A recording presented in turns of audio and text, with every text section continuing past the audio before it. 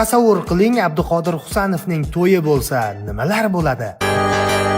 Birinchi navbatda yo Humoda yoki Bunyodkor stadionida to'y bo'lib o'tadi. To'y translyatsiyasi uchun doimgidek sport va zo'r TV talashishgan. Taklifnomalar bo'lsa qo'lda 10 baravardan qimmatdan sotilmoqda. To'yni Xayrulla Hamidov o'zining she'rlari bilan ochib berdi. Bo'lib ham bu kecha e'zoz uchrashuv. Kuyovjo'ralikka bo'lsa Abbosbek Fayzullayev. Albatta.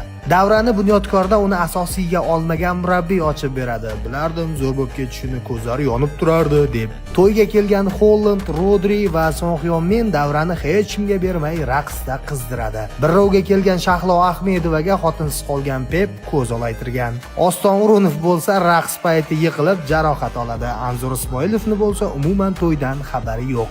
Voy. Yomon bo'pti-da endi hammasi. Voy, tugabdi-da hammasi endi.